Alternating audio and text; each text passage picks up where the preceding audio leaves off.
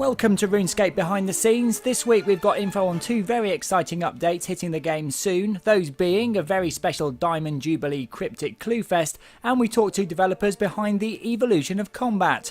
We'll learn about how you can fight like never before in a minute, but first there's a very special guest coming to Varrock by Unicorn Drawn Carriage, and you can be a part of the celebrations. That is, if you can help out SJ from the Gillinor Tourist Board to keep the party fully stocked. You'll also notice a few changes to the town of Varrock. All stray dogs will be removed, more guards will be posted around telling citizens to be on their best behaviour, and there's a big street party that everybody is invited to.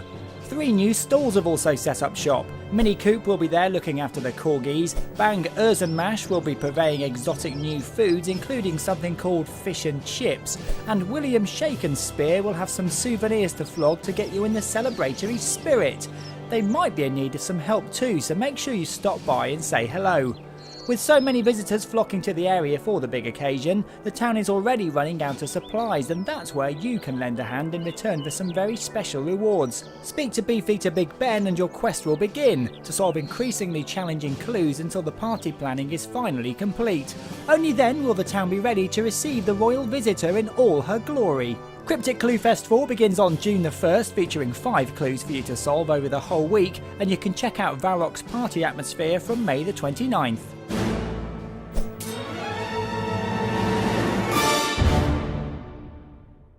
Combat is a large part of any MMO, but Runescape is about to undergo a large combat rework that will change the way the game is played forever. Mod Wraith, Mod Mark and Mod Chris L tell us more about the evolution of combat. So currently the way that people play RuneScape is that they spend a lot of time navigating between different interfaces.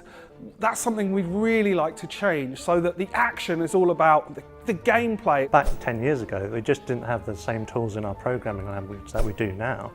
And now we've got these new tools, we can totally go in and make the game we want to make. We've got to redo every single bit of code you can imagine, every item in the game, every NPC in the game, every boss, every quest. We are bringing in the concept of an action bar. You may have seen this in other games on and offline. We can put anything we want on this bar. It's not just limited to the combat update, although there will be some specific combat abilities on there which we'll touch on in the future when we give more information about the combat stuff out. You can put anything that exists on there at the moment, so quick prayers themselves, emotes, items, you can skill with it, you can put logs on there to farm make, anything you can imagine can go on there at the moment. It really does streamline the entire process. It means you spend less time fighting the interface and it's all there right in front of you. We're not talking about a tiny little update, we're talking about one of the biggest updates we've ever worked on in the history of the game. We've got loads more content coming out, reveals of lots of content coming out in future behind the scenes videos. And you can sign up to the beta to try it for yourself from the 1st of June. For more details, check out runescape.com. And that's it for Behind the Scenes this week. Join us next week as we take the first in-game look at our evolution of combat and bring you news on an update to the popular distraction and diversion, Fish Flingers.